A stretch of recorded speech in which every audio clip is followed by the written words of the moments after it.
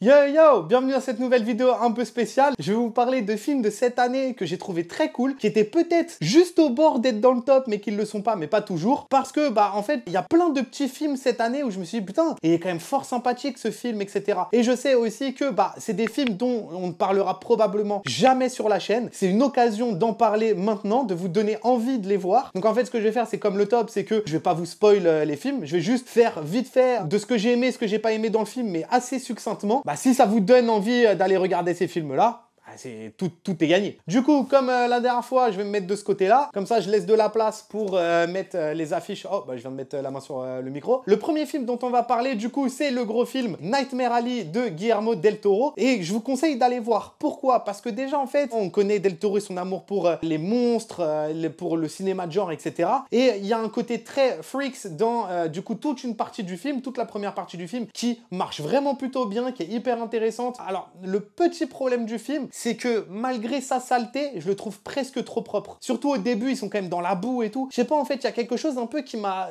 dérangé à travers Nightmare Alley, c'est presque son côté trop parfait. Même si je trouve d'ailleurs que la première partie marche très bien, je trouve que la deuxième partie marche peut-être un peu moins bien, mais là où est l'intelligence de réaliser, et là où Del Toro, ça reste quand même un grand réalisateur, c'est sa compréhension du rythme et la compréhension de comment, encore une fois, finir un film. Parce que sans le dire, mais le dernier plan du film, il est tellement intelligent. Et c'est marrant parce que dans le top de l'année dernière, je parlais d'un film qui s'appelle Sound of Metal, que je vous conseille aussi d'aller voir tant qu'à faire. Et je disais que la fin, elle m'a un peu laissé justement sur ma faim. Parce que j'étais en mode, putain, le dernier plan, j'aurais aimé qu'il dure, quoi. J'ai envie que tu me fasses vivre tout ce que j'ai envie de vivre, les émotions, etc. Et justement, ce qui m'a vraiment marqué, c'est que genre, un mois plus tard, j'ai vu, ou un truc comme ça, j'ai vu du coup Nightmare Alley, et j'étais en mode, mais c'est ça que je voulais, c'est ce plan-là. Vraiment, le dernier plan du film de Nightmare Alley, je le trouve incroyable, je le trouve hyper intelligent, et qui montre à quel point il maîtrise son art à un certain niveau. Et donc voilà, et au-delà de cette fin-là, mais parce que bon, je vous parle d'un plan dans le film, pour un film qui dure 2 heures, voire peut-être un peu plus, mais c'est quand même un film que je trouve très cool, qui est quand même très intéressant. Bradley Cooper, il est très bon dedans. Tous les acteurs d'ailleurs sont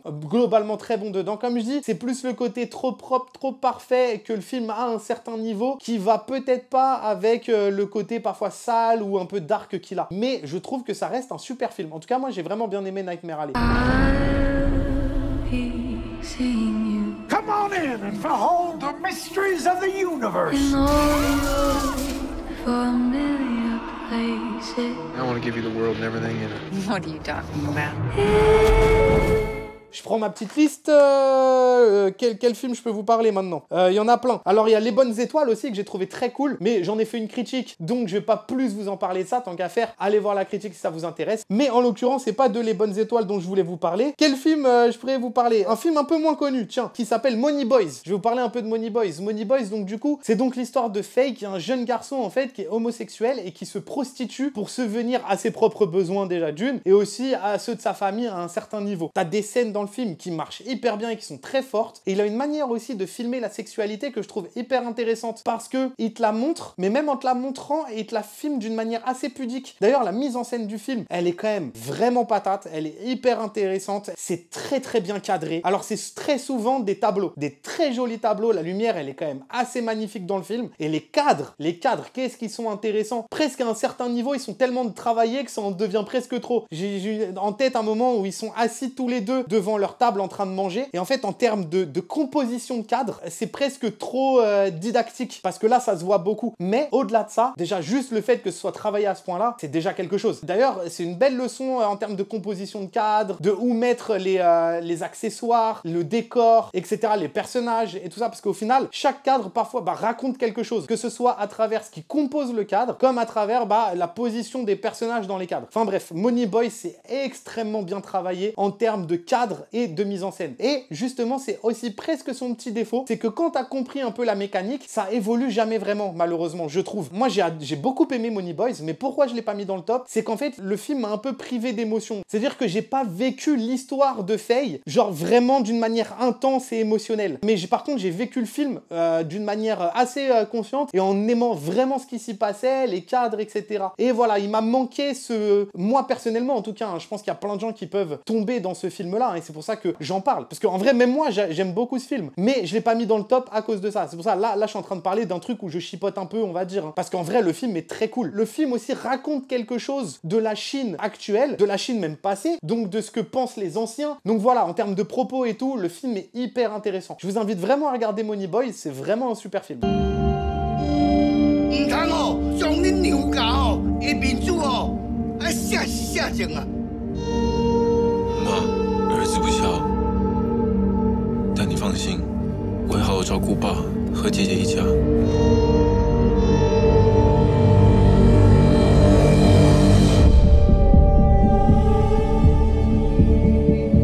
Tant qu'à faire, un autre film dont j'ai fait une critique sur la chaîne qui s'appelle Vesper Chronicles. C'est un film que j'ai vraiment beaucoup aimé, que je trouve qu'il y a plein de belles choses dans ce film. Et en plus, c'est vraiment un film à petit budget, franco-lituanien, je crois, si je dis pas de bêtises. Donc je vous invite à aller le voir si ça vous intéresse et si ça vous dit. Donc voilà, la critique dans la description. Je suis vraiment devenu un vrai youtubeur, bordel. Enfin bref, le prochain film, c'est un film français qui s'appelle Asbestas. En gros, c'est l'histoire d'un couple français de Marina Foïs et Denis Ménochet, donc un couple de Français qui partent vivre dans une campagne en Espagne. Les Espagnols du village, ils ont le seum contre eux, et donc t'as tout un truc comme ça de tension qui se crée entre le couple de Français et les Espagnols du village. Il y a tout un côté un peu western, rural, avec même parfois presque le moment, ils sont dans un espèce de bar où ils boivent, donc il y a presque le moment saloon et tout. Le film est très intéressant pour ça. En plus de ça, il est hyper bien joué quand même, mine de rien. Marina Foïs, Denis Ménochet, certes, jouent hyper bien, mais même tous les acteurs espagnols, de la mère jusqu'au fils, au frère, etc. C'est mais trop bien joué. Et puis en plus de ça, il y a des moments de tension dans le film qui marchent hyper bien, jusqu'à un moment ultime, on va dire le climax du film, qui est incroyable. La scène, elle marche trop bien. Et ensuite, toute la dernière partie que je trouve intéressante, mais qui traîne aussi peut-être un peu en longueur. Et peut-être ce qui m'a manqué d'ailleurs dans le film, je trouve que ça reste quand même un super film que je vous conseille vraiment de voir. ¿Qué? Estuve viajando por muchos sitios, haciendo el tonto. Una noche iba tan borracho que tuve que parar. Me tumbé y vi el cielo lleno de estrellas. Cuando me desperté, estaba aquí, en este valle. De franco-espagnol à espagnol, il n'y a qu'un pas, parce que cette fois on va parler d'un film espagnol qui s'appelle El Buen Patrón, avec Javier Bardem, qui est un film super cool, assez drôle. C'est une espèce de comédie dramatique, on va dire, où il se passe vraiment plein de choses, parce qu'en termes d'écriture, ça marche vraiment beaucoup. Les relations, encore une fois, qu'il y a entre les personnages qui gravitent autour de Javier Bardem. Voilà, c'est un film très cool, très agréable à regarder, qui a des moments qui marchent vraiment et qui sont assez sarcastiques en plus. Et vraiment, Javier Bardem dedans, il est incroyable. Et d'ailleurs, même les acteurs autour de Javier Bardem lui tiennent la dragée haute. Donc franchement, ça marche très bien. Il n'y a pas du tout un déséquilibre entre Javier Bardem et le reste du cast. Et d'ailleurs, la manière qu'il a de jouer ce patron, c'est magnifique. Il fait presque semblant d'être, on va dire, humain, de vraiment vouloir le bon côté pour ses salariés et tout. Enfin, c'est succulent. Donc voilà, El Buen Patrón, c'est vraiment un film très cool à regarder et je vous le conseille vivement. Gracias a vosotros, hoy somos finalistas del premio que da el gobierno regional a la excelencia empresarial.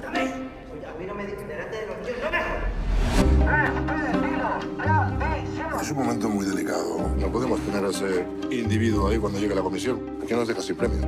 ¿Qué dicen las pancartas? Lo que dicen siempre las pancartas. Nada bueno. Le prochain film, alors c'est un film un peu spécial, je vais vous expliquer pourquoi. Ça s'appelle The Innocents, donc c'est un petit film fantastique horreur norvégien qui est hyper intéressant, réalisé par Eskil Vogt, si je le dis bien, qui d'ailleurs, je viens de le voir, un collaborateur assez étroit de Joachim Trier. Mais tout ça pour dire que ce film-là, en termes en fait de... Alors, je trouve que le film est vraiment cool, vraiment, je trouve qu'il est hyper intéressant, je trouve qu'en termes de mise en scène et de tension, il est hyper intéressant, mais moi, personnellement, j'ai très mal vécu ce film, parce que, donc, c'est des enfants qui commencent à découvrir qu'ils ont des pouvoirs, et on va dire que ça part un peu en couille. Et la manière, en fait, qu'il a de filmer ces enfants-là, avec en plus une certaine cruauté parfois, etc., ça, moi, ça me met très mal à l'aise. C'est quelque chose que, je crois que c'est quelque chose que j'aime pas beaucoup voir, c'est-à-dire que j'ai pas kiffé regarder le film, mais par contre, en y repensant, j'aime beaucoup le film. C'est-à-dire que je préfère le souvenir et les idées qui me restent du film plus que moi qui regarde le film. Et donc encore une fois, pourquoi je vous en parle? Parce que au-delà de mon expérience de film, c'est surtout que sa mise en scène, en gros, les enfants, pour on va dire leur pouvoir, c'est ils se concentrent. Et en fait, la manière qu'il a de créer de la tension à travers les yeux des enfants, eux qui se concentrent, tu sais jamais quand ça va péter, ça va pas péter. Et en fait, t'as ce truc-là, et en plus, tu sais pas comment ça va péter. T'as toute une attente, il joue tellement sur l'attente, en fait, de ce qui va vraiment se passer, que parfois, ce qui se passe est moins violent que ce que toi, tu croyais. Et donc, en fait, ce qui est intéressant, c'est que c'est toi qui te crée cette propre violence-là, c'est même pas le film. Bref, au-delà même que parfois, il y a quand même des scènes dans le film qui sont ultra violentes, hein. Notamment une scène, je vais pas dire, mais au début du film, voilà. Non, je vais pas dire. Mais bref, tout ça pour dire qu'il y a quand même une scène qui est des scènes ultra malaisantes, des scènes pleines de cruauté, mais les enfants jouent hyper bien, c'est incroyable. D'ailleurs, je trouve ça fou d'avoir fait jouer des enfants dans ce film-là, quoi. Comment est-ce que tu les diriges? Après, je pense qu'ils sont pas bêtes et il faut leur expliquer. Mais c'est toujours quelque chose que je me demande, où tu dis, il faut se retrouver dans la réalité d'expliquer aux gosses que là, il est dans un film d'horreur et que quand il fait ça, il fait du mal à quelqu'un. Et donc, du coup, c'est vraiment un super film, très bien mis en scène, très bien rythmé, très bien monté. Rythmé pas dans le sens où, genre, ça va vite, hein, mais la manière, encore une fois, qu'il a de gérer le rythme et la tension de son film, ça marche grave bien. J'aime beaucoup la fin, je trouve que ça marche beaucoup aussi. Et même, voilà, tout le rapport qu'ont les enfants entre eux, même il y a un des personnages, du coup, la sœur du personnage principal, elle est handicapée, et t'as toute une évolution de ce personnage-là qui est intéressant, mais surtout à travers ce personnage-là, t'as l'évolution, et de même tout ce qui lui arrive, t'as l'évolution de cette petite qui est hyper intéressante, c'est hyper bien écrit, et vraiment, on est pris par, au final, ce personnage-là, quoi. Si vous avez envie de vous lancer dans ce genre de film-là, allez-y. Hei. Hvem er det du snakker med? Jeg snakker med noen som ikke er her. Vi tenker det samme. Vi tenker det sammen. Hva er det du egentlig skal gjøre?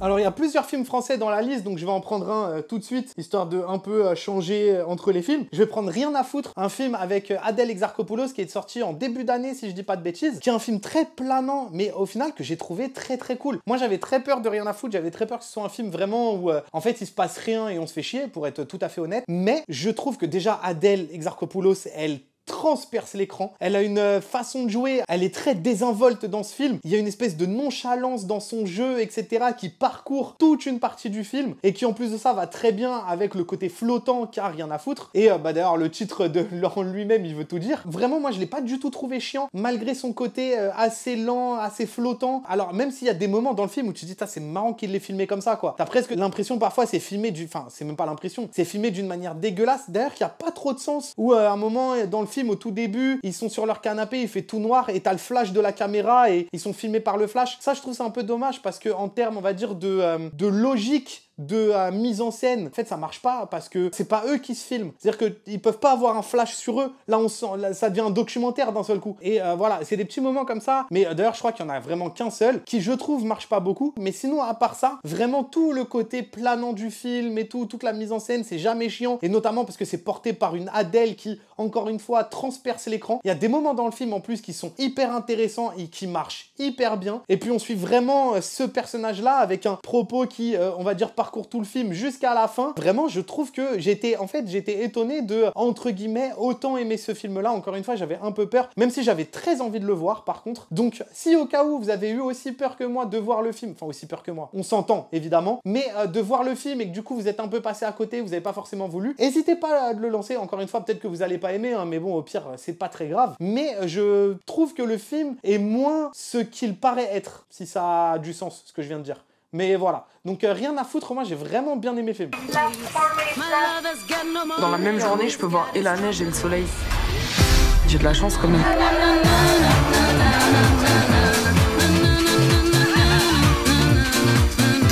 Si je vomis, je vais vomir en jet. Alors maintenant, on va parler d'un film italien qui s'appelle Akiara, qui est vraiment un film, au début, quand je l'ai regardé, je me suis dit, j'étais un peu mitigé. J'étais un peu en mode, bon, ok, je sais pas trop où est-ce que ça va. Et au final, je trouvais sympathique le film. Sans plus, en fait. Je le trouvais ok. Là où j'ai vraiment aimé le film, c'est qu'en fait, il te construit quelque chose pendant, on va dire, 1 heure, 1 heure et demie, je sais plus combien de temps le film il dure, et qu'en fait, toute la dernière partie du film, elle est hyper intéressante et hyper intelligente. Encore une fois, en fait, c'est de la manière qu'il a de te créer la tension, de te créer le mystère, de te créer le suspense, etc., qui marche vraiment bien et aussi qui marche en termes de propos. C'est là où j'ai aimé le film, en fait. Je pense que j'aime le film, personnellement, hein, et je trouve que ça vaut de le regarder, dans sa dernière demi-heure et dans la conclusion de son propos. Parce que c'est pas qu'il est nul avant, pas du tout, hein. C'est juste qu'il est sympathique, il se regarde, etc., voilà, mais sans plus, les acteurs sont plutôt bons, ça marche bien. Peut-être que parfois on s'attarde un peu trop sur certaines choses. En plus, ce personnage principal, au début, on n'a peut-être pas forcément envie de l'aimer. Moi, j'avais peut-être un peu de mal à aimer le personnage principal. C'est peut-être ça aussi qui m'a dérangé un peu. Mais par contre, la dernière demi-heure, comment elle se construit, où est-ce que ça va, jusqu'à un moment où t'as toute une évolution, en fait, de ce qui se passe, ça, il le fait fonctionner hyper bien. Et d'ailleurs, je l'ai dit dans la critique juste avant sur Nostalgia, c'est que cette manière-là qu'il a de gérer la tension et le suspense à un certain niveau, c'est de cette manière-là qu'il aurait dû gérer la fin de Nostalgia. Mais voilà, en tout cas, c'est pour ça que j'ai vraiment beaucoup aimé le film. Donc je vais pas pouvoir en parler énormément, parce que sinon ça voudrait dire qu'il faut que je spoil, et c'est pas le but de cette vidéo. Enfin voilà, moi je vous conseille en tout cas de regarder Akiara, parce que je trouve que c'est vraiment un film cool.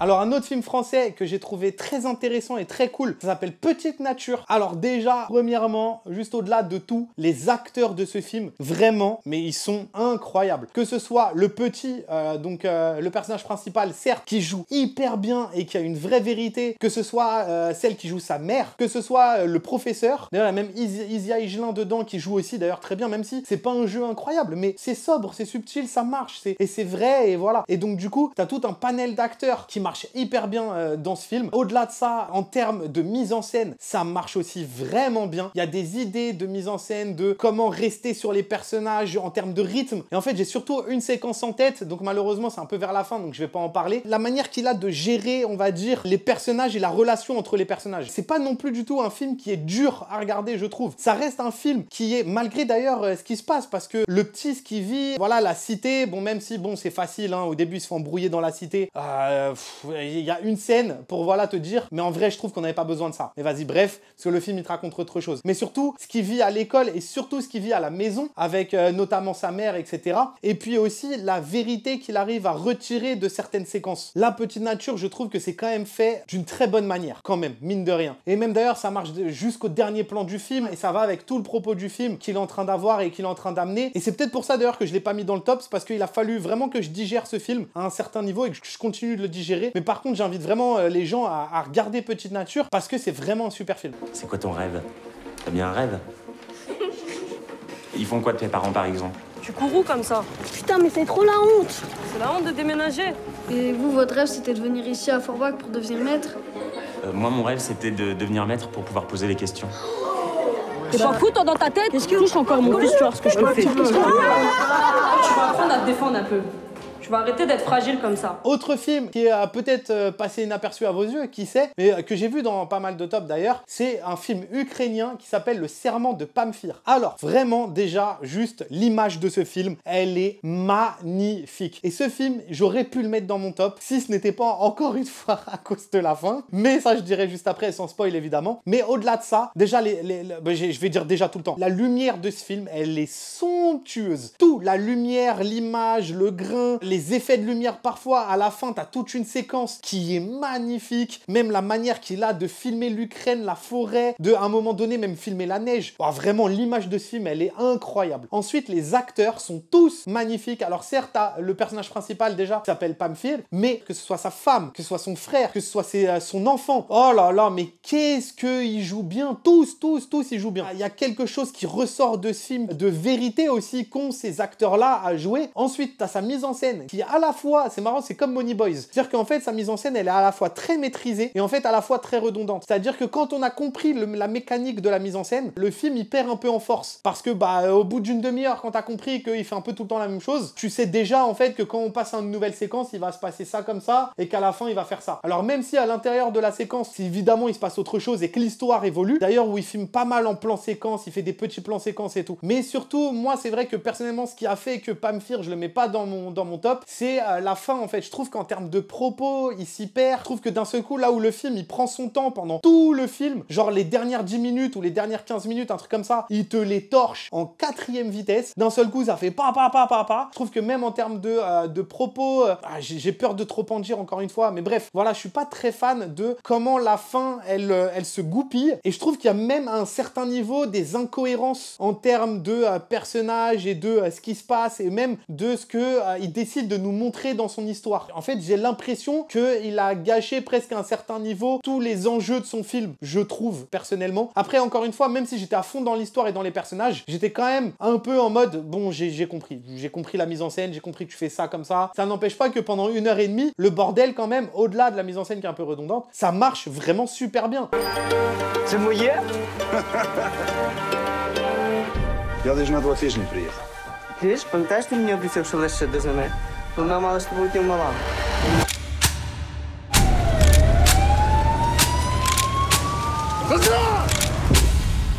Ти підпалив. Хотів би ти лишився до Малави. Ти маєш світлу голову. Я не хочу, аби ти влазив в цей кримінал. Чув? Я поговорю з Назаром. Якщо то він, за все заплачу. Alors, le dernier film dont on va parler, c'est du coup La Vraie Famille, un autre film français avec Mélanie Thierry, Félix Moati, et qui est un film super, vraiment, c'est un super film. J'ai failli le mettre dans le top, en tout cas, j'étais un peu à 2 doigts. Je l'ai pas mis parce que, en termes d'émotion, à un certain niveau, je trouve que il y a un truc qui m'a manqué. Moi, personnellement, encore une fois, d'ailleurs, j'en parlais sur Nightmare Alley, mais ce côté-là où le moment d'émotion et de tension du film, en fait, j'ai envie que tu me le gardes un peu, j'ai envie de le vivre. Sauf que là, je trouve qu'il se coupe un peu vite et tout ça. J'ai un peu ce truc-là où, moi, qui m'a manqué dans le film, parce que au-delà de ça, déjà, encore une, les acteurs, tous les acteurs de ce film jouent bien. Les enfants, Mélanie Thierry, son mari, Félix Moati, qui a une espèce de tristesse, de tension. Il a un côté très border. Il joue beaucoup avec ça, le réalisateur, et c'est hyper intéressant, toute la nuance qu'il crée dans le personnage de Félix Moati, qu'il arrive d'ailleurs à retranscrire dans son jeu. Et puis, surtout, Mélanie Thierry, qui est une super actrice et qui déborde de vérité dans ce film. D'ailleurs, je trouve que c'est limite le mot d'ordre dans La Vraie Famille, c'est la vérité qui ressort du jeu de tous les acteurs, enfants comme adultes. Et Mélanie Thierry, elle a des moments dans le film qui sont somptueux, elle a des moments de retenue, des moments d'émotion qui sont d'une beauté. En termes de mise en scène, ça marche vraiment bien. Alors le seul truc, c'est que je trouve qu'il fait un peu trop son Terrence Malick, ça se voit un peu, et que malheureusement, c'est pas non plus totalement Terrence Malick, n'est pas Malick qui veut. Maintenant, au-delà de ça, mine de rien, la mise en scène marche quand même. C'est-à-dire la manière qu'il a de filmer un peu avec son grand angle, à tourner autour de ses personnages, etc. Ça marche quand même plutôt bien. D'ailleurs, même en termes de lumière, je trouve le film très beau parce qu'il a une lumière qui est très naturelle, mais je trouve qu'elle est très belle. Et ça fait d'ailleurs aussi très Malick. T'as ce truc-là où le film, il arrive à tirer de ses séquences et de ses personnages presque un côté docu-fiction à un certain niveau, alors que pourtant, c'est très mis en scène. Donc vraiment, voilà, la manière qu'il a de diriger ses acteurs et de les faire jouer entre eux, ça marche hyper bien. Vraiment, je vous conseille pleinement La Vraie Famille parce que c'est un super film. Vraiment un super film.